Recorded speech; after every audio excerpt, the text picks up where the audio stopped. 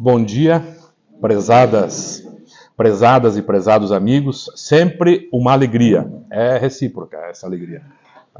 Uma instituição extraordinária, mais de 100 anos, são 110, né?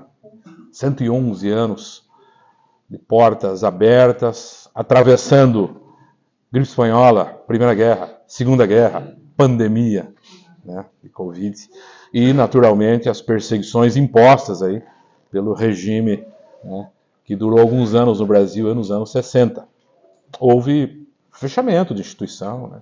Então, manter um centro espírita aberto esse tempo todo não foi uma tarefa tão simples até aqui. O desafio que vem agora é mantê-lo em face das novas demandas, do predomínio do pensamento materialista no mundo. O espiritismo precisa, principalmente os espíritas, né? O espiritismo está bem estruturado, é consistente, é lógico, é uma ciência de observação e uma filosofia de ciência. É bom que se diga isso. Kardec o estrutura dessa maneira, com consequências profundamente moralizantes. Isto é, não moralistas, né? Moralizantes. Se preocupa com a felicidade da criatura olhando para dentro. Baseia-se na ética das virtudes. A aquisição das virtudes é o caminho para a conquista da felicidade. A superação das más tendências, das más inclinações, e quando Allan Kardec trata desse tema de forma muito técnica, né, ele o faz, de certa maneira, respaldado também na filosofia clássica. Ele trata das emoções ou das paixões negativas, aquelas que nós cultivamos, como a inveja, o ciúme, a mágoa, o ressentimento. Esses são os grandes desafios do espírita neste momento. E dos trabalhadores espíritas estudar o espiritismo, apropriar-se dele, apresentar argumentos consistentes, lúcidos, que Kardec disponibiliza nas suas 22 obras fundamentais, são 22, sempre lembramos disso, né? Onde é que está isso? Não sou eu quem diz, né? Isso está na sua última publicação do ano de 1869, o Catálogo Racional de Obras para se fundar uma biblioteca espírita. Allan Kardec divide este livro em 3 partes e na primeira parte apresenta as obras fundamentais do espiritismo, sem as quais o espírita não terá conhecimento amplo do que seja a filosofia do espiritismo. Neste primeiro capítulo, ele então consigna, né, registra aquelas que são as obras fundamentais, o Livro dos Espíritos, que nós conhecemos, as 5 obras mais celebradas, né, as maiores, que são obras... primeiro, o Livro dos Espíritos, que é a mais completa obra do Espiritismo, porque é a única que trata do Espírito nas suas 6 diferentes posições, fora do corpo, no seu estado original, encarnando, né, ou reencarnando. Tem diferença nisso, técnica, né? Reencarnar é um processo ao qual estão submetidos os espíritos ainda não aperfeiçoados. Rematrícula em escola é obrigatório, né? Reencarnar. Encarnam os espíritos que já superaram essa fase e o fazem por missão. É o caso de Jesus, por exemplo, na Terra. E isso gerou, essa dificuldade interpretativa gerou, né, uma doutrina estranha, né? Jesus não tinha corpo, diziam alguns, porque um espírito puro não reencarna. Não entenderam Kardec. Um espírito puro não está sujeito obrigatoriamente à reencarnação, mas ele encarna quando quer. Então, há um corpo de carne. Fora do corpo, reencarnando, dentro do corpo, desencarnando, e Allan Kardec é o primeiro e talvez único filósofo a aprofundar esse tema. Ele detecta que os espíritos que se comunicam, e não foram poucos, foram milhares, dezenas de milhares de espíritos diferentes, em 78 países, em mais de 1000 grupos espalhados pelo mundo. À época, foi um fenômeno, um verdadeiro tsunami, uma resposta providencial histórica às consequências do próprio materialismo. Os espíritos vieram e agora vão fazer uma onda, um movimento. Isso está registrado nos jornais de época. Isso alcançou as Américas. Nós tivemos aqui nos Estados Unidos, por exemplo, no início do século XX, Thomas Edison, no Congresso Espírita de Chicago, falando da força do pensamento, da filosofia espírita. Mas foram muitos nobelados no século XIX, no início do século XX, gente de proeminência, de relevância no pensamento de vanguarda da época. Estamos na França, estamos em Paris, no século XIX. Isso não é pouca coisa. As ciências de concepção foram ali estabelecidas. O século XX se beneficiou das ciências de aplicação. Conhecemos o que conhecemos hoje, temos tecnologia, temos internet, temos viagem a outros planetas aí por conta do século XIX. Né? O que Oppenheimer, agora que está no cinema, fez está baseado nas conquistas do século XIX. Ali vem uma pleiade de espíritos, né, de vanguarda para se opor ao avanço do pensamento materialista. Qual é o problema do materialismo? O problema do materialismo não é a sua forma de se estruturar. É um pensamento crítico, racional, está aí nas academias. O problema são as consequências que ele deixa.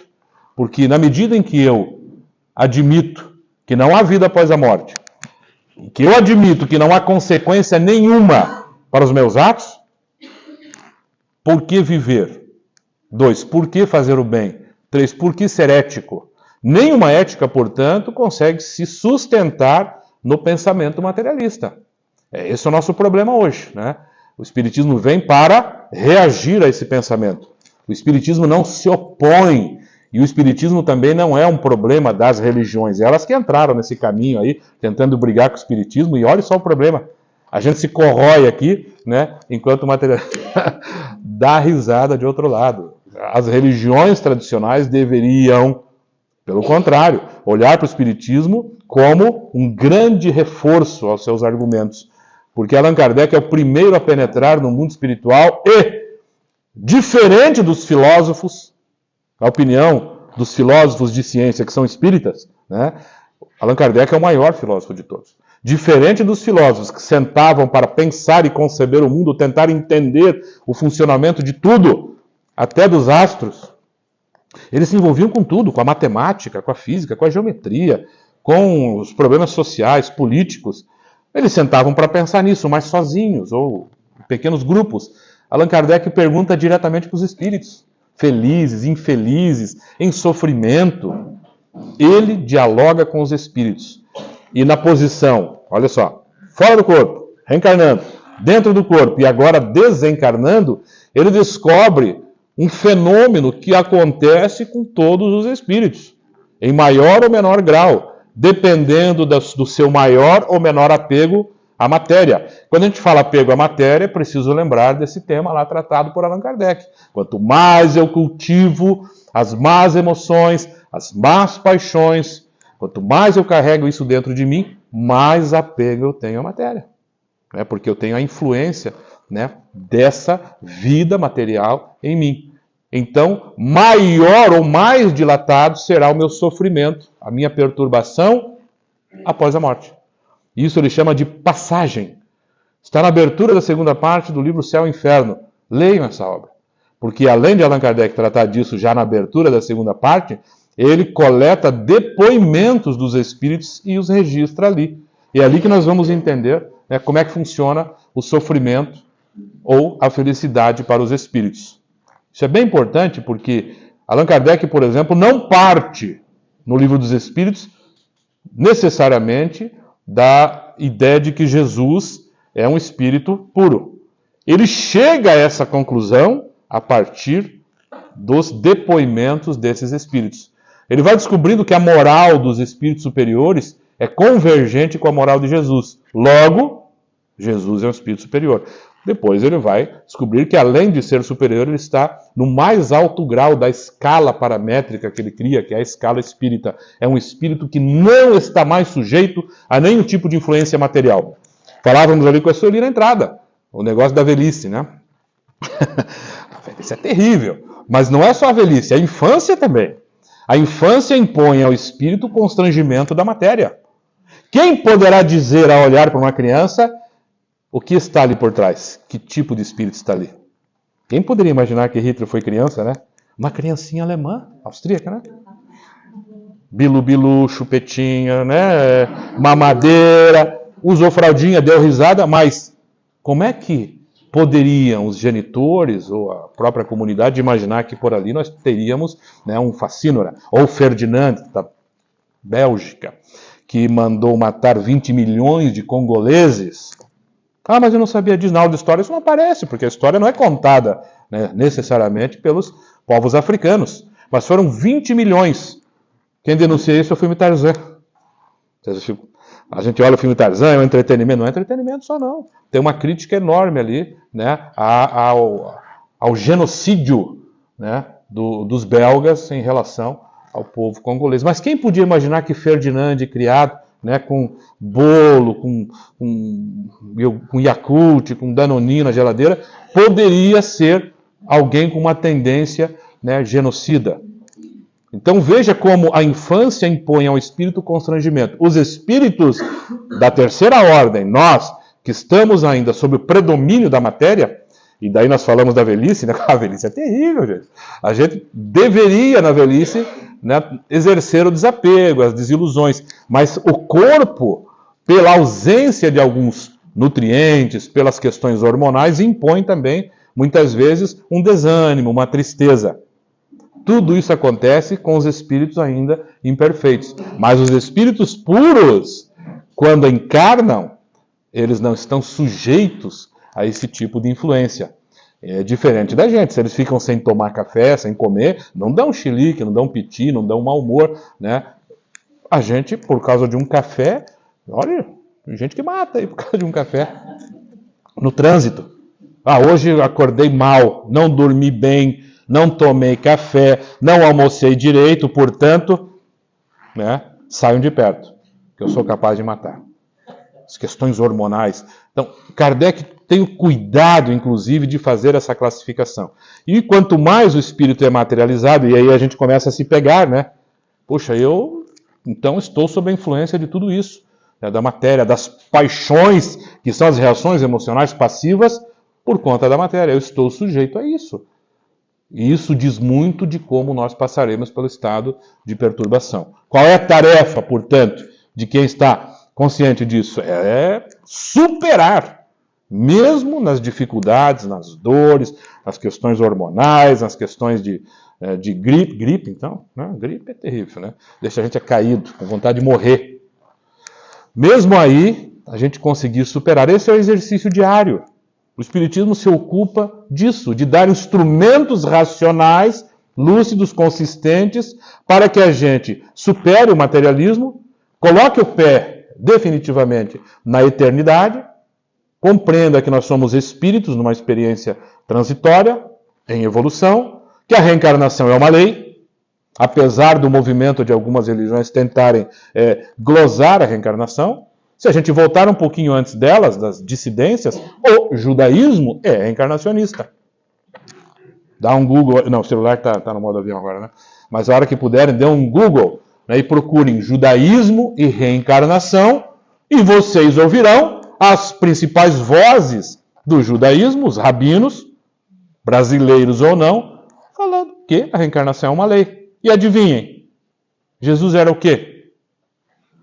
Antoninense? Baiano? Era judeu, era rabino, ensinava a lei judaica. E se surpreende quando um doutor da lei o procura para dar uma de bobo, né? Ah, como é que é essa história? Tem que voltar no ventre da mãe? Fala, pare, Nicodemos, você é um doutor da lei. Isso você já deveria saber.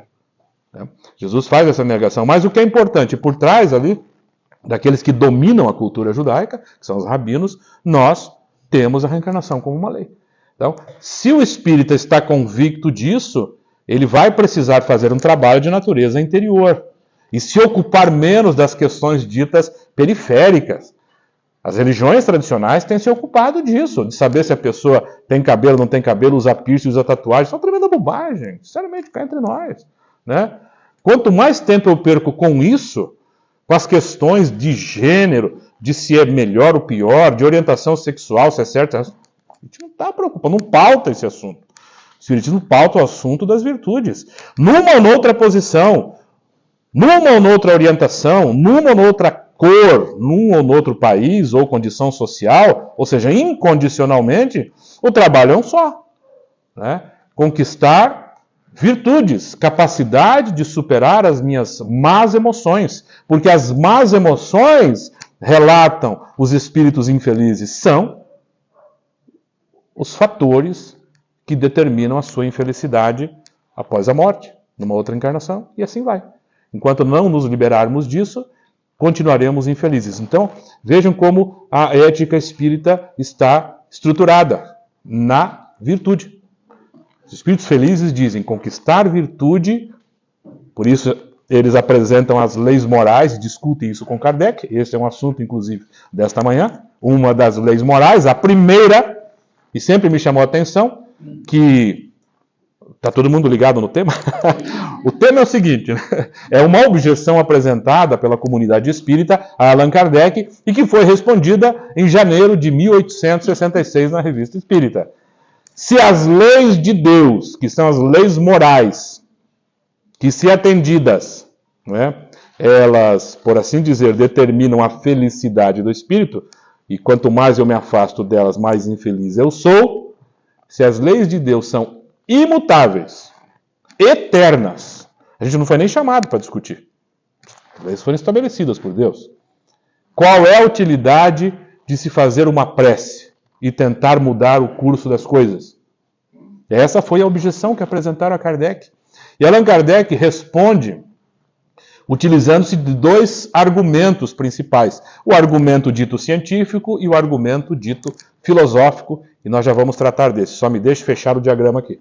Então, primeira posição no mundo espiritual. Segunda posição, reencarnando. Terceira posição, trata do espírito no corpo. Na quarta posição, do espírito desencarnando. E aí apresenta a passagem ou passamento, um período de perturbação mais ou menos longo, conforme o maior ou menor grau de materialidade, né, do espírito, se assim podemos dizer. Na quinta posição, né, o espírito no mundo espiritual se comunicando com o mundo material. E na sexta posição, o espírito no mundo material entrando em contato com o mundo espiritual. Seja através da emancipação da alma nos sonhos, ou ainda pela prece, de que nós vamos tratar hoje. Por isso o Livro dos Espíritos é a obra mais completa do Espiritismo. Mas além dessas 5 obras celebradas, né, as outras 4 que são desenvolvimento de cada parte de O Livro dos Espíritos, a Gênese na primeira, o Livro dos Médiuns na segunda, o Evangelho segundo o Espiritismo na terceira, né, o Céu e o Inferno na quarta, nós temos Viagem Espírita, Instruções Práticas, Caráter da Revelação Espírita, né, o resumo das leis e dos fenômenos, somadas todas elas, 22 publicações fundamentais, segundo o próprio Allan Kardec. E a coleção dos 12 anos da Revista Espírita. Uma riqueza. Talvez seja a sua maior produção. Ali nós temos o maior número de páginas, muitos depoimentos, muitos espíritos, muitas discussões. Allan Kardec chega a ponto de alterar texto dos espíritos ditos superiores, né, considerando que os médiuns, quando recebiam, criavam certas imperfeições. Faz parte, né? É como uma luz que atravessa um vidro, né? Então o médium dá a sua tinta, a sua cor ao texto. O que Allan Kardec fazia? Revisava, deixava o texto mais harmonioso, conforme a filosofia, devolvia para o espírito. Tá bom assim? Ficou melhor. Né?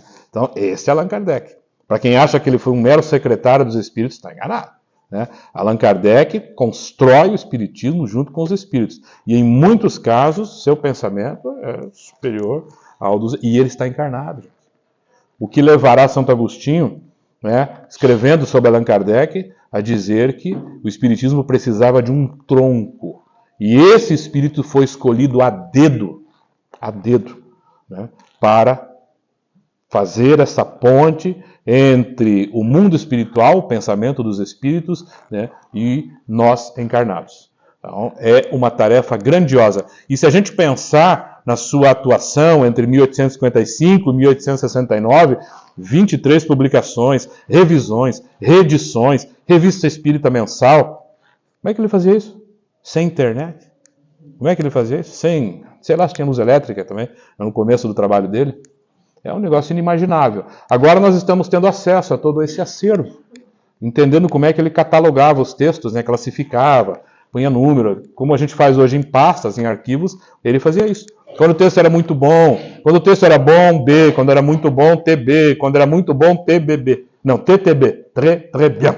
Né? Assim que ele classificava. E esses documentos hoje estão sendo catalogados, tratados e publicados pela Universidade Federal de Juiz de Fora.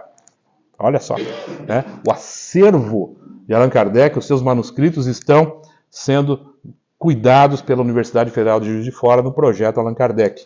Acessem aí também no Google, né, mais um item para vocês procurarem, né? Projeto Allan Kardec, Universidade Federal de Juiz de Fora. Vários dos seus manuscritos lá estão. Foi ali que nós descobrimos coisas. E a revisão da biografia de Allan Kardec está sendo feita. Allan Kardec teve uma filha adotiva, Louise, que desencarnou aos 15 anos de idade, nós não sabíamos disso, né? Desencarnou. Doença, né? Uma doença, talvez uma tuberculose, alguma coisa assim. E então, as cartas que ele enviava a Amélie, os cuidados com a menina quando ele estava viajando, né? Dizem dessa menina que foi adotada por eles. Então, vamos ao tema. Qual a utilidade da prece se tudo está estabelecido? Se as leis são imutáveis e se elas são eternas? Primeiro eu gostaria de começar, né, eu vou dividir essa nossa fala em 4 partes básicas. Começando com o conceito de prece. Prece faz parte, né, do capítulo da lei de adoração.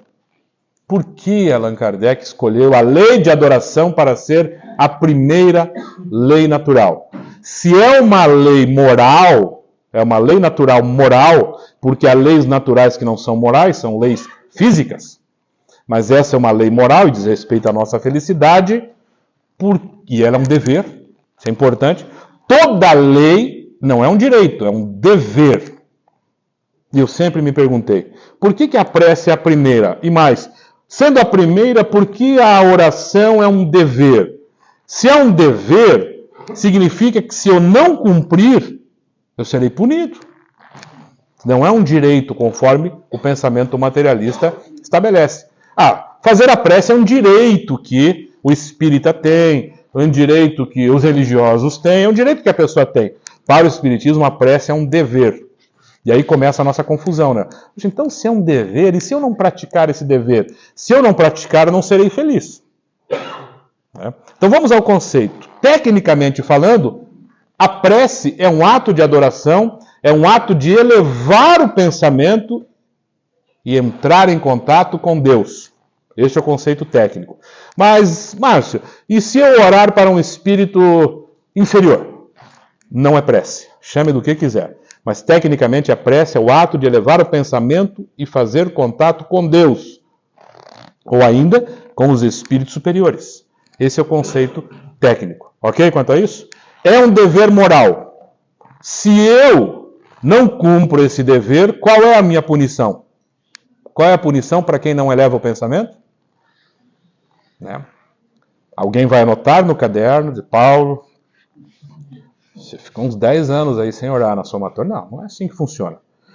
Quem não eleva o pensamento, qual é a punição? Qual é a punição para quem não toma banho? Qual é a punição? Alguém vai anotar? Os pais já anotam. Mas alguém é ficar com mau cheiro. Os problemas da higiene, né? Aí quem é da área da saúde sabe. Qual é a punição para quem, e deveria ser um dever para todo governo, não instala rede de esgoto? E segrega parte da população que não tem. Estamos falando aqui de 110 milhões de brasileiros que não têm acesso ao esgoto e uns 60 que não têm água em casa. Tá? Puxa, mas tantos anos se passaram, tanto dinheiro foi consumido e não temos esgoto para metade da população mesmo. Qual é a punição? Né? Vai ter punição para esses governos, com certeza. Mas a punição é que essas pessoas estarão sujeitas às doenças que consomem os recursos públicos. O povo não se cuida, o povo não tem água. Mas o povo morre de doenças básicas, as coisas estão voltando. Esgoto. As crianças têm que caminhar sobre as valetas, os esgotos a céu aberto. O que nós queremos? Para quem não toma banho, para quem não se limpa, a punição, e essa não é uma punição porque a pessoa escolheu, né, necessariamente, é porque a sociedade é desigual, é porque a administração pública não alcança efetivamente esses problemas, porque não quer alcançar, né? Vocês tinham noção disso?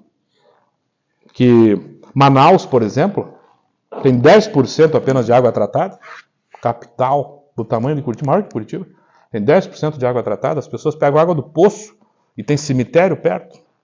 Né? Então o que é que nós queremos com isso? Para quem não toma banho, as moscas surgem como punição. Para quem não faz a prece, qual é a punição? Ficar à mercê das influências dos espíritos imperfeitos, dos maus espíritos. Os espíritos influenciam nossos pensamentos, influenciam as nossas atitudes diariamente, estão conosco o tempo todo. Sejam os espíritos mortos, ou sejam aqueles que estão na televisão, nas redes sociais, né? Influenciam. Então, elevar o pensamento é entrar em contato com Deus. A minha punição automática ao não fazê-lo é estar à mercê das influências dos espíritos inferiores. Essa é uma questão fundamental no conceito da prece. Tá, ok, compreendi, mas qual é a utilidade da prece? Se as leis são imutáveis e eternas. Não é assim? A própria pergunta traz a resposta. Entre as leis... eu não respondi por que é a primeira lei, né? É a primeira lei, os espíritos exortam isso no Evangelho segundo o Espiritismo, porque antes de qualquer outra coisa, prece. Antes da tomada de uma decisão, prece.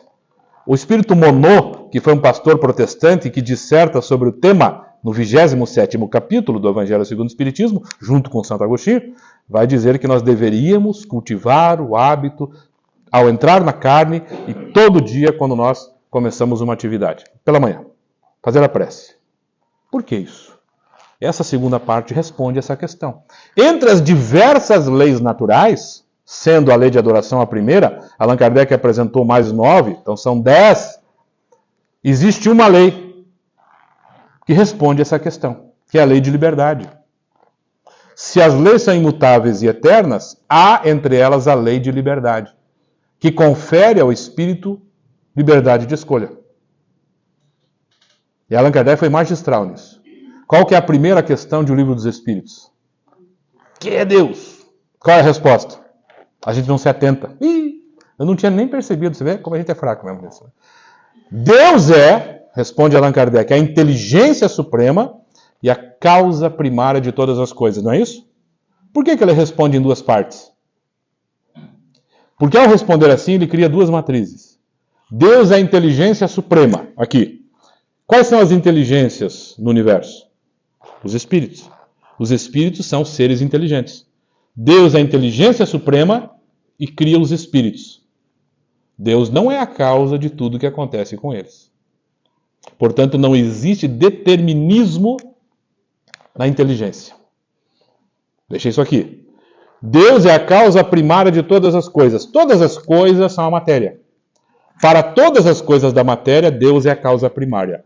O que a física, a química, a genética fazem hoje é descrever, é formular, prever tudo o que acontece com a matéria. Tudo que acontece com a matéria é previsível. A engenharia faz isso também. Né? Uma coisa está para cair, né? Ela obedece certas leis gravitacionais, matemáticas, equações próprias. Tudo que acontece com o mundo material obedece à fatalidade e ao determinismo.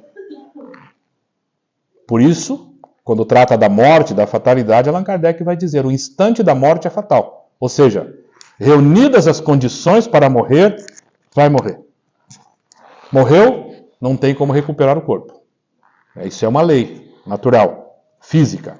Agora, no que diz respeito aos espíritos, seres inteligentes, Deus é a inteligência suprema. Ponto. Criou os espíritos e deu a eles liberdade de escolha. Veja que começa assim o Livro dos Espíritos. Ele já equaciona nessa primeira questão vários problemas da filosofia de todos os tempos. Eu digo isso porque lá em casa, o meu cunhado, por que fez isso? Fiz porque Deus quis. Por que fez aquilo errado? Porque Deus quis. Não é assim que funciona. Fez porque você escolheu. Por que isso é um problema? Porque os ateus e os materialistas afastaram, rejeitaram a noção de Deus porque viram a guerra, os crimes, a violência e se perguntaram: Deus existe? Então por que isso acontece na Terra? Por que o mal impera na Terra? Por que não deu uma paralisia, lá, um AVC no Hitler, né? E ele simplesmente não agiu? Por que o mal prospera? Porque Deus deu a liberdade para os atos da vida moral. A maior demonstração disso talvez seja a liberdade que nós temos, por exemplo, para encurtar a vida. Seja num suicídio direto, ou seja num suicídio dito indireto. Todos os dias, com os excessos, nós vamos reduzindo, né, a nossa vitalidade e desencarnando. Isso faz sentido ou não faz sentido? Porque isso responde a muitas questões. O mal não é obra de Deus. Deus cria os espíritos e dá liberdade. Nós escolhemos fazer o que quisermos do ponto de vista moral com a liberdade. Isso responde à nossa indagação, à objeção feita pela comunidade espírita. Do ponto de vista filosófico, qual é a utilidade da prece? Total, porque eu faço escolhas diárias. Eu escolho todos os dias o que eu vou fazer. Ou não? Eu não escolhi com quem me casar? Eu não escolhi com quem me relacionar? Eu não escolho se vou dizer isso ou aquilo numa entrevista? Se eu estou mobilizado pela raiva, né? Não sou eu que escolho o que vou dizer? Ou eu atribuo isso a uma fatalidade? Uma pessoa foi violentada na rua. É fatalidade? Não. Alguém escolheu cometer o crime. Mas é a pessoa que foi violentada. Está num contexto de escolha. Escolheu reencarnar na Terra, no Brasil, né? Está sujeita ao que acontece no Brasil. A escolha nossa é mudar este cenário. Nós não podemos dizer que uma pessoa que está na periferia sem esgoto, ela está fatalmente determinada a isso. Mas a escolha de encarnar nesse contexto leva a experimentar essa situação. Cabe a todos nós, como sociedade organizada, segundo essa noção, né, de virtude, escolher mudar a realidade dessas pessoas. Porque eu já ouvi espíritas dizendo, deixa a pessoa passar fome, faz parte do destino dela. Peraí, minha gente. Não esqueça que existe a lei de justiça, amor e caridade, que impõe o dever moral de ajudarmos. Esse é mais um argumento a favor da prece. Por que devorar? Porque eu faço escolhas. E os espíritos que nos atendem fazem parte também de uma providência. E a providência é uma lei baseada na lei de amor, né, de justiça, amor e caridade. É dever moral dos espíritos nos atender. Por isso que Allan Kardec aborda e formula a lei do anjo de guarda. Aliás, fascinante, né? Ele começa dizendo que o anjo de guarda é um espírito que nos tutela desde os primeiros momentos da nossa existência, às vezes além da morte e muitas vezes por várias encarnações. Esses espíritos nos atendem quando nós solicitamos. Mas eles não fazem sempre, eles deixam o tutelado suicidar, por exemplo. São espíritos da segunda ordem, minha gente. Esses espíritos respeitam a liberdade. Diferente da gente que não respeita a liberdade dos outros, esses espíritos respeitam. Nós queremos colonizar e determinar em quem você vai votar. Nós queremos determinar como você vai pensar, o que você vai consumir. Isso é coisa de terceira ordem, isso é coisa do nosso mundo, né? Os espíritos da segunda ordem respeitam a nossa liberdade, faz parte do processo de aprendizado, né? Agora, o que cabe a nós é estabelecer o contato com eles para que as nossas decisões sejam orientadas segundo inteligências que já superaram os nossos defeitos, as nossas deficiências. Então, se eu quero fazer uma boa escolha, para quem eu devorar? As escolhas dependem de inteligência. Se Deus é a inteligência suprema, peçam a Deus, né? Então, essa é a resposta que Allan Kardec filosoficamente apresenta. E o outro argumento é o argumento científico. Eu hoje mesmo, de manhã, fiz uma pesquisa para ver há quantas anos essa questão. No nosso grupo de estudos, da nossa instituição, tem lá um médico integrativo. É modernidade da medicina. A medicina integrativa vem aí para dizer que o cultivo das boas emoções, dos bons pensamentos, auxilia o paciente na recuperação de uma enfermidade ou na prevenção de uma enfermidade. Estudos, por exemplo, realizados pelo Instituto de Tecnologia de Israel, Edva Heiking, eu anotei o nome dela, jovem ainda, né? Conduzindo estudo que está na revista Science, Nature, que é uma revista de grande credibilidade, que rejeita 92% dos artigos que chegam até ela. Ela publica um estudo, né? Ela é uma neurocientista, dizendo que sim, o cultivo das boas emoções previne ou ainda diminui, mitiga os impactos de uma enfermidade. E os médicos, por outro lado, vão dizer que é muito melhor tratar um paciente que cultiva o bom ânimo, a paciência, por isso é paciente, né? A coragem, a esperança, do que tratar um que murmura, reclama, pessimista, vitimista o tempo todo. Vocês têm dificuldade para admitir isso? Né? O que é melhor em casa? Educar um filho, né? Tem esperança, bom ânimo, ou tratar um filho que tem esperança, ou marido, né?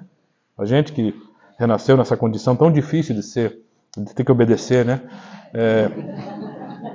Paulo dizia que eu que dizia, a gente escolheu treinar a humildade nessa encarnação. E aí teve que casar e obedecer. Casamentos longevos são aqueles em que, né, o ser mais sofrido, que é o homem, obedece mais. Os casamentos que não dão certo é porque o homem tem dificuldade. Então, não é mais fácil lidar quando o homem obedece? Não é, Sueli? Vocês concordam? Quando você faça isso, ele faz. Vá lá, ele faz. É muito mais simples. Muito mais simples. As dificuldades surgem quando... e a relação adoece quando o indivíduo, né, deixa emergir aquela natureza ainda inferior dele, né, não controla e tenta discutir.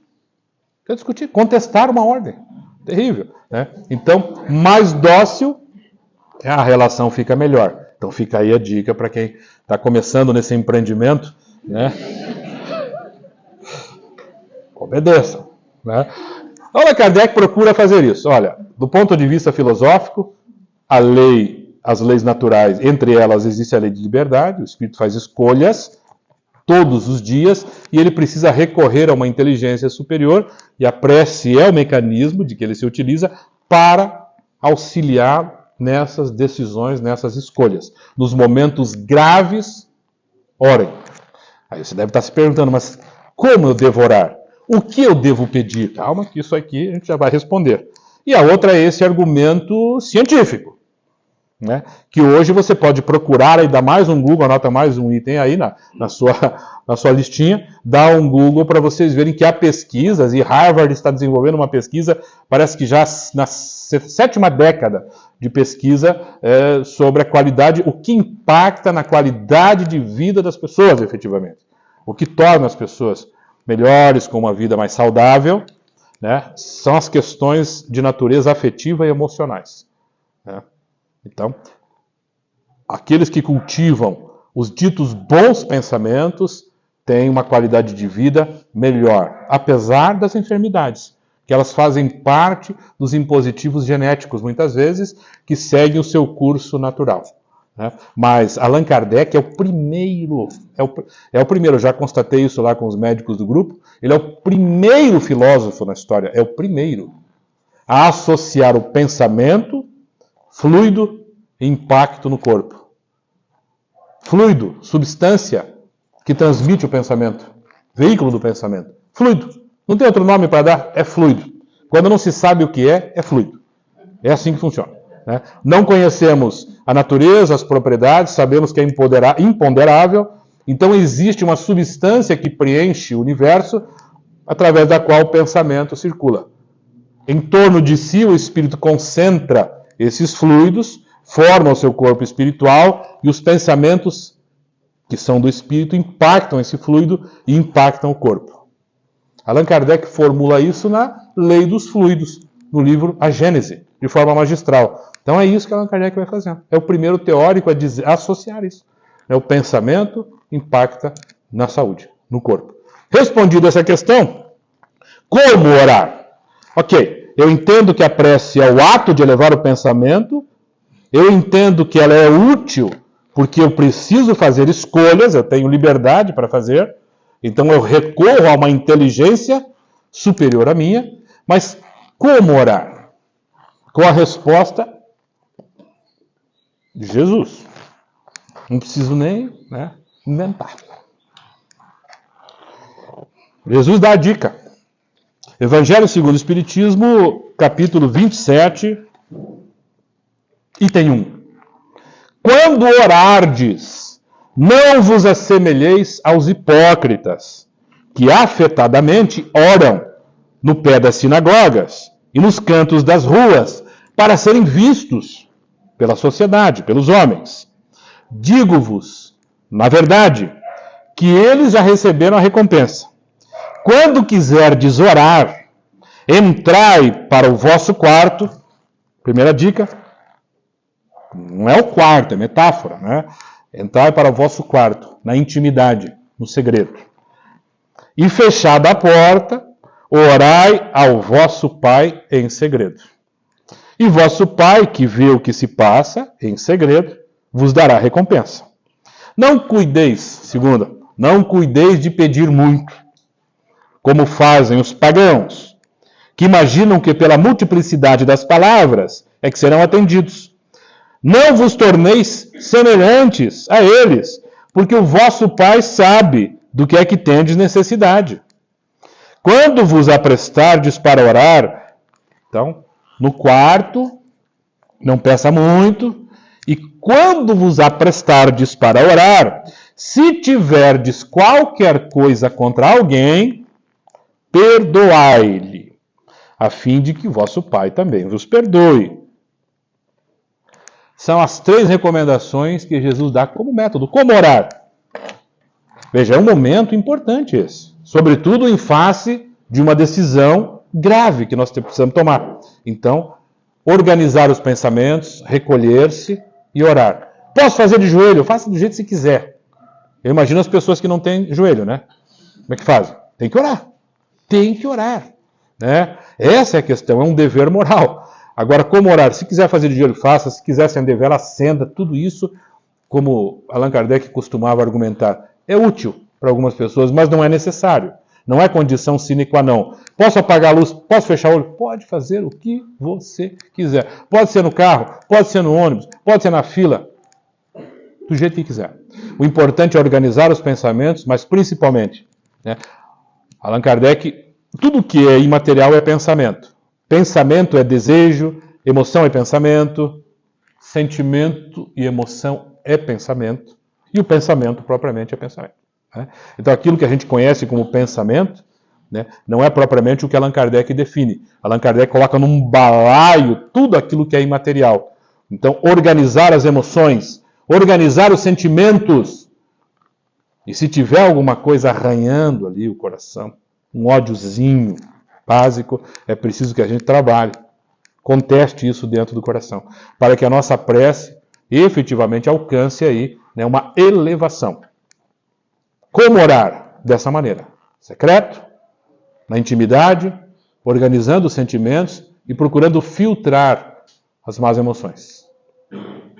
Ok? Elevar o pensamento, contestar a utilidade da prece, a inutilidade, conforme a comunidade espírita apresentou a Kardec, não só útil, ela é necessária, ela é um dever moral. E orar dessa maneira. E a pergunta que fica, o que pedir, O que é que eu devo pedir, então? Jesus falou para não pedir muito. E agora? Posso pedir para ganhar na loteria? Claro que pode. Não tem problema nenhum. Você pode tudo. É livre. Mas o que é que se eu pedir, terá 100% de garantia no atendimento? Allan Kardec aborda isso também. Eu posso pedir alguma coisa que vai ter 100% de eficácia, de garantia? O que seria? Você sabe? O que é que eu posso pedir numa prece? Que os Espíritos garantem. Isso nós atenderemos. Por isso, o tema está estudado no capítulo Pedi e Obtereis, do Evangelho segundo o Espiritismo. O que é que eu posso pedir, então? Posso pedir emprego? Posso pedir emprego. Tem garantia? Não. Posso pedir saúde para o meu corpo? Tem garantia? Não. Não tem garantia. Mas pode pedir. O que vocês acham? Coragem, paciência e resignação. É isso. Os Espíritos dizem isso a Kardec. Olha, se você pedir coragem, paciência e resignação, nós insuflaremos coragem, paciência e resignação. É tão bonito esse texto apresentado pelo Espírito Santo Agostinho, que ele vai dizer o seguinte: a prece é uma espécie de orvalho que aplaca o calor excessivo das emoções. Para os espíritos orgulhosos, o orgulho não é o mais radical. O mais radical ainda é o egoísmo. O egoísmo é a raiz dos nossos vícios emocionais. O orgulho está ali, né, juntinho com ele, e dele se derivam todos os demais vícios. Por isso, Allan Kardec dirá, é o mais radical, é a raiz de todos. O orgulho é terrível. O orgulho faz a gente se considerar mais do que os outros, o nosso tempo mais importante que o dos outros, a nossa opinião mais importante que a dos outros.